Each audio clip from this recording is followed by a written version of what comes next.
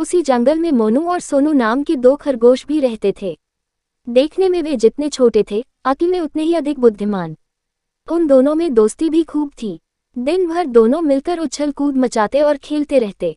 बातों ही बातों में कालू भालू का जिक्र आ गया। सच मोनू, इस भूरा के बच्चे ने तो छोटे जानवरों का जीना हराम कर दिया है। वह रोज ही किसी न किसी को अपने जाल में फंसा ही लेता है। सोनू की बात सुनकर मोनू बोलने लगा, पर मेरी समझ में यह नहीं आता कि उसे जानते हुए भी हम उसकी बातों में क्यों आ जाते हैं। तुम्हारी बात तो ठीक है मोनू, पर अपने साथियों के बचाव के लिए हमें कुछ न कुछ तो करना ही चाहिए। लेकिन सोनू, हम कर भी क्या सकते हैं? हमें उस भालू को ऐसा सबक सिखाना चाहिए कि वह जीवन भर याद करे। सोनू की बात पर मोटू कुछ सोचते हुए बोला, तुम कहते हो तो जरूर कुछ न कुछ करेंगे। इसके बाद दोनों मित्र छलांगे लगाते हुए चले गए। एक पेड़ के नीचे बैठे वे सुस्ता रहे थे। तभी भूरा भालू की आवाज उनके कानों में पड़ी। उस समय सोनू ने सोचा कि यदि वे भागने की कोशिश करें तो शायद भूरा भालू उन्हें दबोच ले। इसलिए वह बातें बनाते हुए बोला, अरे भूरा दादा, आप यहाँ घूम रहे हो? वहाँ गुफा में विचित्र जीव देखने नहीं गए? विचित्र जीव भी भूरा ने आश्चर्य से पूछा। और नहीं तो क्या, आज जंगल के कोने वाली गुफा में जाने कहाँ से एक विचित्र जीव आ गया है। उसका शरीर सांप जैसा लगता है, मुंह शेर जैसा और पूंछ लंगूर जैसी। सभी जानवर उसी को देखने गए हैं। अच्छा, तो मुझे भी वहां अवश्य जाना चाहिए, भूरा भालू बोला। भूरा भालू वास्तव में ही उनकी बातों में आ गया था।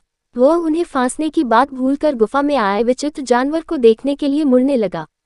तभी सोनू ने आवाज लगाई, भूरा दादा, तुम्हें याद है न कि उस विचित्र जानवर का मुंह शेर जैसा है? उसका मुंह देखकर डर मत जाना। आप ध्यान से गुफा में घुसकर उसे अच्छी तरह से देखना, बड़ा आनंद आएगा आपको। सोनू की बात सुनकर भूरा अकड़ते हुए बोला, शेर का मुंह तो क्या, वह असली शेर भी हुआ तो मैं डरने वाला नहीं। इतना कहकर भूरा भालू विचित्र जानवर को देखने की उत्सुकता में गुफा की ओर चल पड़ा। उसी समय मोनू और सोनू खरगोश भी दौड़ते हुए दूसरे रास्ते से गुफा के पास पहुंचकर छिप गए। थोड़ी देर बाद भूरा भालू गुफा के पास आया और इधर उधर झांककर गुफा के अंदर जाने लगा। सामने ही शेर का मुंह देखकर वह मन ही मन सोचने लगा कि वास्तव में ही वह विचित्र जानवर होगा। बिना किसी झिझक के वह अंदर जाने लगा। कुछ ही क्षणों बाद भूरा भालू गिरता पड़ता गुफा से बाहर की ओर दौड़ता आ रहा था। बेचारे के शरीर पर कई जगह गहरे घाव हो गए थे। कहो भूरा दादा, देख लिया विचित्र जानवर? सोनू ने पूछा तो मोनू भी बोल पड़ा, अब तक तो तुम बातों में फंसाकर छोटे जानवरों को मारते थे, आज तुम खुद भी बातों के जाल में फंस ही गए।